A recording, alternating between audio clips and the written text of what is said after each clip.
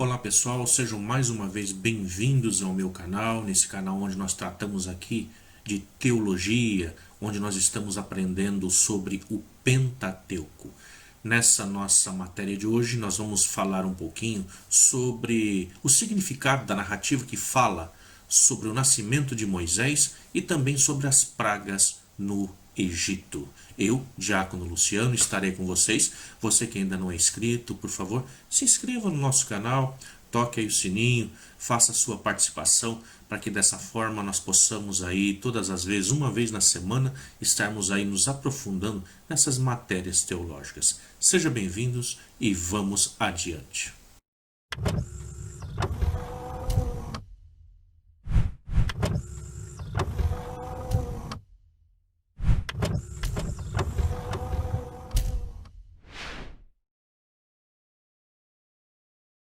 Ok, então aqui estamos nós, dando continuação ao livro do Êxodo, que nós começamos a estudar já na última semana. Então você que ainda não viu a última aula e quer se aprofundar um pouco mais, assista a aula passada, nós falamos sobre o livro do Êxodo, assista todos os vídeos aí que nós estamos tratando de todo o Pentateuco.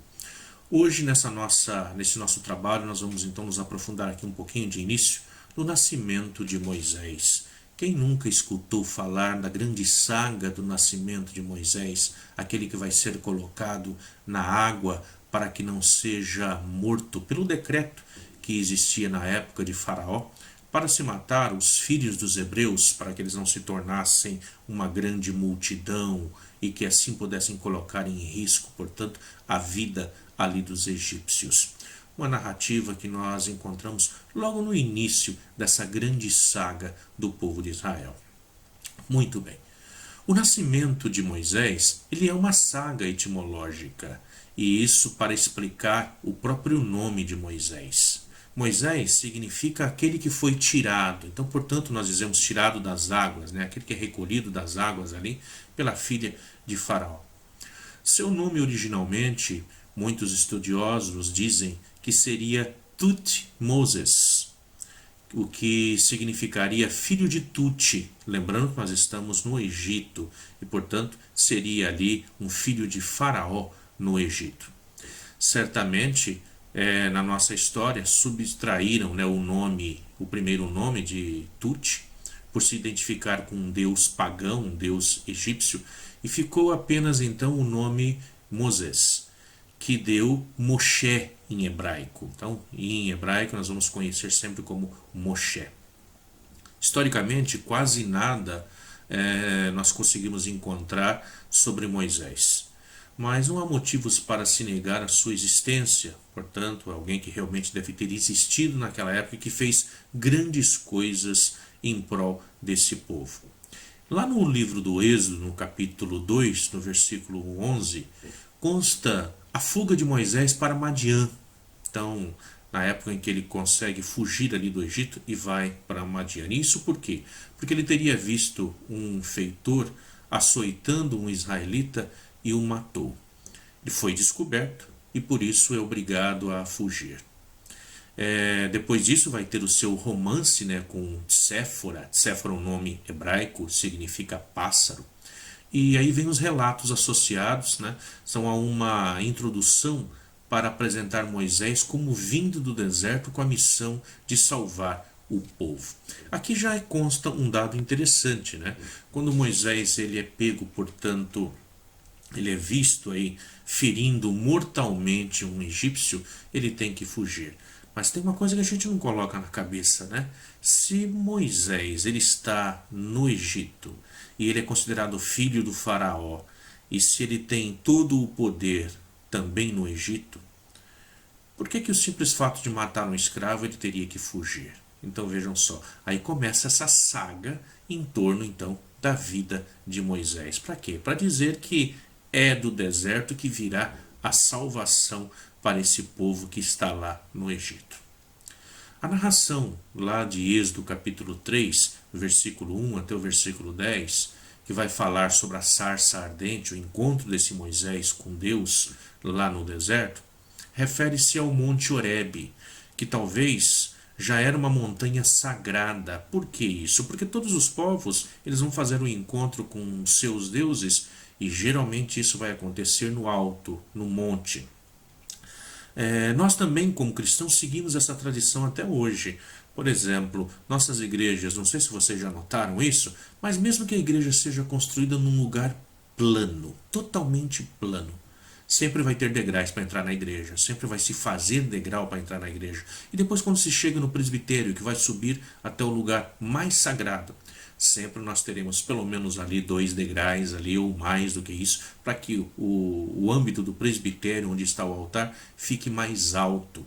Isso significa que quando o ser humano quer se aproximar de Deus, ele precisa fazer um processo, uma caminhada, um caminho para o alto. Deus se encontra no alto.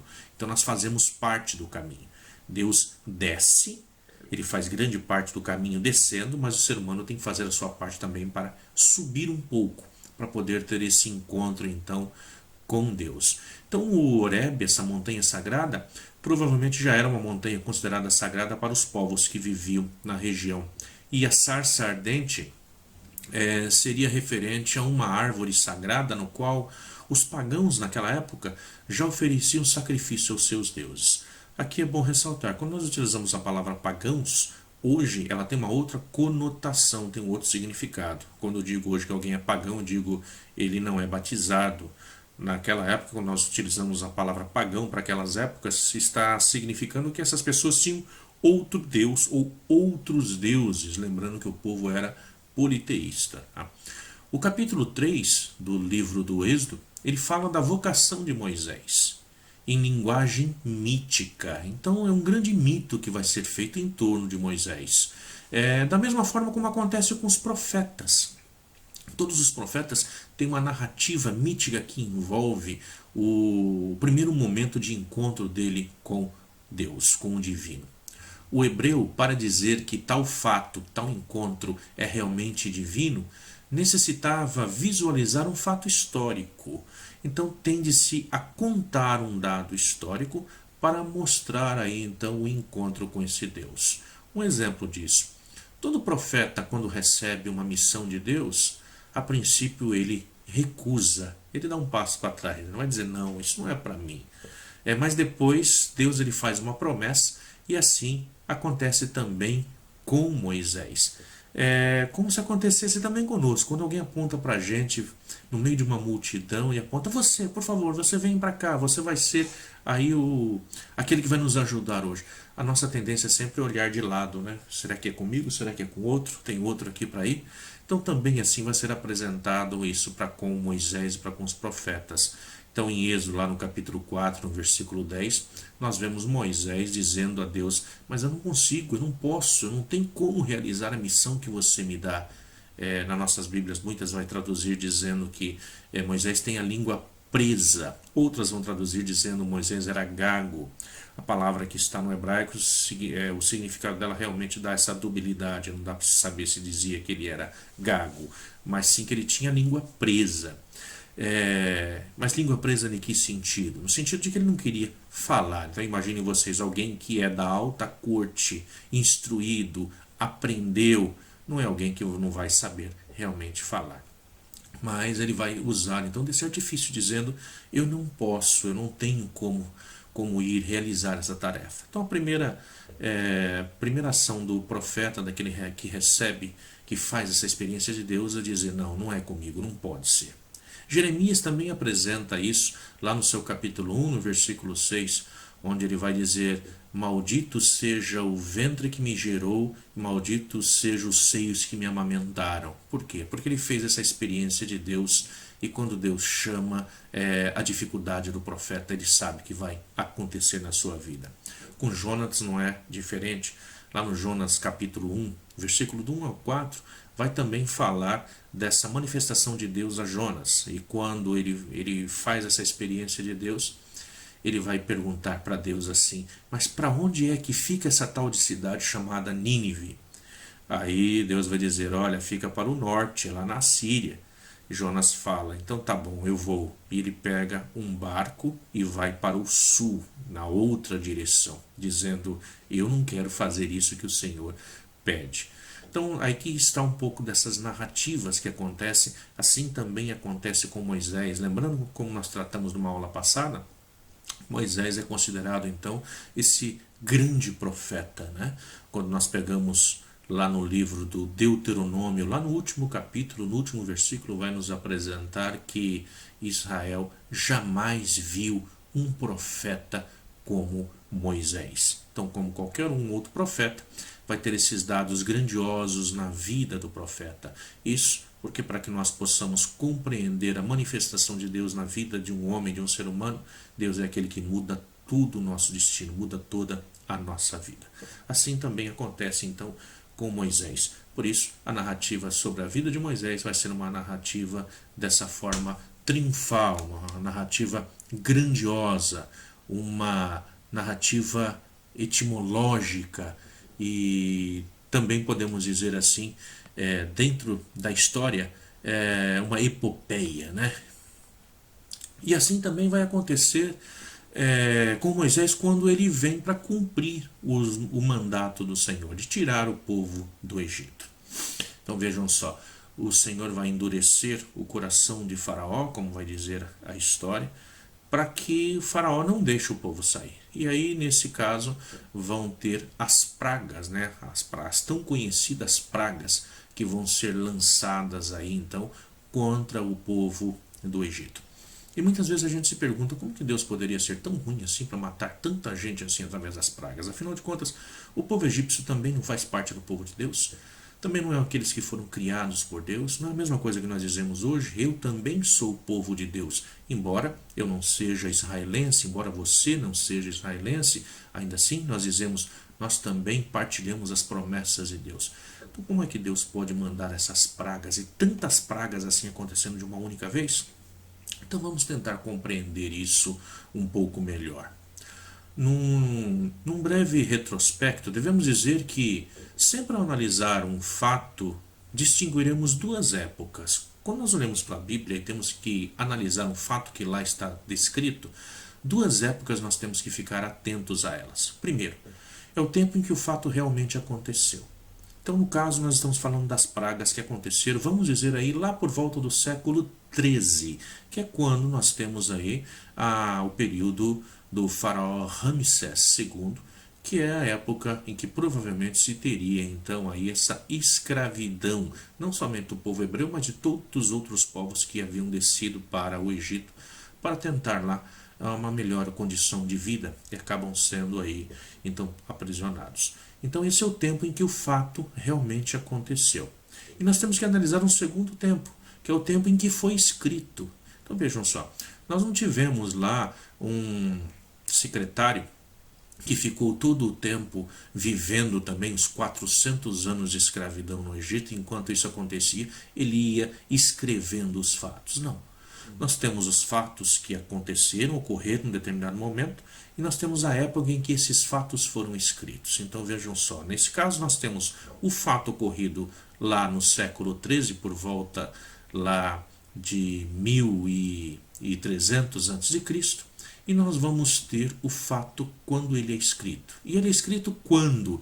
Ele é escrito provavelmente ali por volta do século VI ou século V. Então nós estamos falando ali do ano, aproximadamente ali, o ano 500, provavelmente no tempo do cativeiro na Babilônia. Então nós estamos falando aí de aproximadamente 7 séculos depois, mais de 700 anos depois que o fato ocorreu, é que o fato está sendo agora inscrito. Nesse tempo, a grande modificação em que o fato passou transmitindo-se oralmente. Então vejam só, esse fato não tinha nada escrito, ele vai sendo transmitido oralmente. E há também muita projeção de fatos da época que foi escrito, muita estilização, podemos assim dizer. Então vejam só, um fato aconteceu, e eu vou escrever sobre esse fato 700 anos depois. eu vou estar vivendo uma situação também que se aproxima àquela situação desesperadora. Então vejam, o povo estava no Egito, agora o povo está na Babilônia. E lá eles estão escrevendo sobre esse fato. Eles também estão no cativeiro. Só que eles estão passando por alguma coisa que o povo egípcio talvez não tenha passado. Então, além de escrever sobre o fato na época em que ele foi escrito, eu adiciono a ele problemas em que eu estou vivendo. Então, eu estou estilizando esse fato, trazendo para os meus dias de hoje e levando essa história minha para os dias passados. Então, isso vai estar acontecendo. O que nós geralmente chamamos de todo aquele que conta uma história aumenta um conto. 700 anos depois, quando essa história está sendo transmitida oralmente, alguém vai escrever, vai aumentar alguns contos aí, especialmente para poder dizer como que Deus agiu na vida e vai agir novamente. As pragas, portanto, elas são histórias estilizadas e artificiais. Isso é bom nós termos na nossa cabeça. Ah, mas então não aconteceu? Não na ordem em que está escrito. Então vamos ver isso mais profundamente. Quando os mais velhos foram contar aos mais novos a história da libertação do Egito, eles se quiseram mostrar muitas vezes a intervenção poderosa de Deus contra o inimigo. E assim eles acabaram cruzando os fatos com situações fantasiosas. Então os mais antigos tinham a função de transmitir para os mais novos. E ao fazer essa transmissão, eles vão tornando esses fatos, essas histórias, epopeias, né? Grandes histórias, fatos heróicos, porque está se falando de Deus. Que há aí disso? O que vai ter aí realmente de histórico? Existe o fato histórico, a escravidão foi um dado histórico. Então cada fato tem relação com algum fenômeno acontecido, mas não na quantidade em que a Bíblia relata. Ou seja, as pragas aconteceram. Pragas sim, sempre acontecem pragas. Imagina que nós estamos vivendo nesses tempos atuais, né, de coronavírus. Então imagina lá a peste negra também que aconteceu há uns 200 anos atrás, e tantos outros fatos assim que aconteceram dentro da história. Mas na Bíblia vai juntar todos os fatos acontecidos no decorrer de muitos anos e condensar dentro de uma única escrita. Esse é o fato que aquele que vai escrever vai fazer com que isso aconteça depois. 700 anos depois, escrevendo sobre o fato, ele junta tudo aquilo que conhece sobre pragas e vai dizer que tudo aconteceu no tempo de Faraó.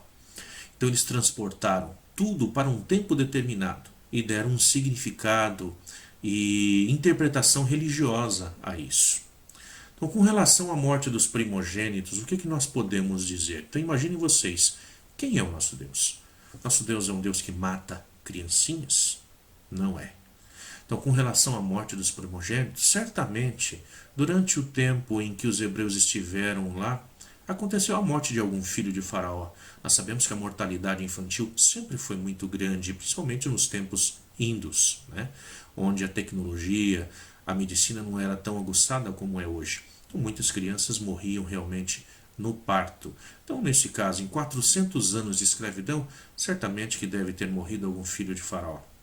Então, aquele que vai contar a história, que vai colocar por escrito, eles vão atribuir também a isso um significado religioso, como sendo um desígnio divino, como que se Deus estivesse aí mostrando a sua força. Mas o que interessa não é o fato em si para aquele que é da linguagem semita, que é o hebreu, e sim a interpretação do fato, o ensinamento que vem por trás desse fato. Então eles queriam convencer o leitor de que foi Deus que fez tudo isso. Eu costumo dizer, para ficar mais clara essa situação, se uma pessoa passa por uma experiência traumática, um acidente de carro, podemos dizer assim, e dentro desse acidente, as pessoas que passam olham aquele carro totalmente destruído e falam, não sobrou ninguém aí dentro. E aí os bombeiros chegam e retiram uma pessoa lá de dentro com vida e sem nenhum arranhão. Vai perguntar para essa pessoa o que foi que aconteceu para ela descrever. Se é uma pessoa religiosa, ela vai dizer, foi a mão de Deus que me salvou. Foi Deus que naquele instante não permitiu que eu morresse. E ele vai contar isso a vida inteira dele, como Deus foi grandioso na sua vida. Se o mesmo fato acontece com uma pessoa que não crê, uma pessoa que não é religiosa, ele vai dizer: eu tive uma sorte muito grande. E isso basta.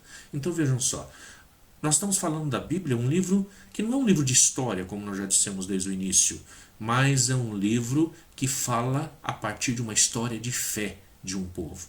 Portanto, esse povo vai contar todos os acontecimentos da vida, aumentando-o, dizendo que é a ação de Deus na sua história. A história das pragas, portanto, ela evoluiu do tempo em que se passaram historicamente para o tempo em que ela foi escrita, nesses 700 anos de espera para ser escrita. Então, na água que se transformou em sangue, está o melhor exemplo dessa evolução. Tá? Nós temos lá a praga da água toda que se transforma em sangue, todo o rio Nilo, nós vamos dizer, e a gente fica com essa mentalidade na cabeça. Todas as águas do Nilo, todas as águas, até o que estava nos copos, nos baldes, se transformaram em sangue. Só que essa história ela tem uma evolução. Ela não é bem assim que aconteceu, não é bem assim que ela é contada. Ela teve uma recontagem de várias vezes. Estão presentes aí 3 tradições. Nós já falamos sobre isso, então aqueles que ainda não assistiram o vídeo, assistam os vídeos passados, você vai ver um momento em que nós falamos sobre a tradição javista, eloísta, sacerdotal e deuteronômica. Essa história que fala sobre a água que se transforma em sangue, aqui nós temos 3 tradições juntas, a tradição javista, eloísta e sacerdotal. Se nós pegarmos lá em Êxodo capítulo 4, versículo 9, façam isso na Bíblia de vocês, convido vocês a fazerem isso, vocês verão que não está dizendo que toda a água se transformou em sangue, mas está dizendo que um pouquinho de água que foi tirada num balde, vamos dizer assim, né? Então, vai lá, pega um pouco de água do Egito, do rio, e essa água é transformada em sangue. Isso com a ação de Moisés, né? Então ele faz com que se transforme em sangue. Aí nós temos uma tradição javista que vai falar sobre isso. Só que se nós pegamos no mesmo livro do Êxodo, no capítulo 7, no versículo 17 ou 19, vai dizer que todo o Nilo se transformou em sangue. Então nós tivemos já uma evolução. Antes, um pouco de água, podemos dizer assim, um baldinho. Agora, nessa segunda narrativa, todo o Nilo se transformou em sangue. Então é uma evolução do anterior. Então aqui nós já temos agora uma fonte sacerdotal que está falando. E a seguir se diz que todas as águas ficaram vermelhas. Então se a gente dá continuidade a partir ali do capítulo 7, versículo 17 até o 19, nós vamos ver essa evolução como vai se dando agora, né? Então note que na terceira narrativa, todas as águas ficaram vermelhas. Nisso, constate uma evolução do fenômeno, certamente ocasionado pela tradição oral, antes das histórias serem escritas. Então a tradição oral, nós vamos dizendo, todo aquele que conta aumenta um conto. Então no decorrer do tempo, então se passou de um baldinho de água para a água do rio Nilo e depois para todas as águas do Egito, inclusive nas torneiras, se lá existissem, ao se abrirem, estaria aí se caindo então a água transformada em sangue. Então vejam só, dentro de 700 anos de história, nós vamos tendo essa grande evolução epopeica, né, mítica, onde vai nos apresentando aí, portanto, a grandiosidade de Deus em nosso meio. Muito bem, foi um prazer estar com vocês hoje, falando aí um pouco então sobre essa pessoa de Moisés, o seu nascimento e sobre essas pragas, né, do Egito. Espero que assim faça com que vocês compreendam melhor, que vocês possam ver que Deus não é esse Deus que se vinga, esse Deus que destrói, mas que na linha reta de Deus, que está colocado sobre as passagens bíblicas, nós podemos ver também ali as linhas tortuosas do ser humano, que para poderem compreender a Deus, tem que usar de símbolo de uma linguagem mítica para dizer e para compreender quão grande é Deus na nossa história, na nossa vida. Muito obrigado pela sua participação E você que ainda não se inscreveu, se inscreva. E assim, quando nós postarmos o nosso próximo vídeo, ainda falando sobre o livro do Êxodo, você também possa receber um aviso de que um novo vídeo foi publicado. Muito obrigado e fique com Deus. Até a próxima.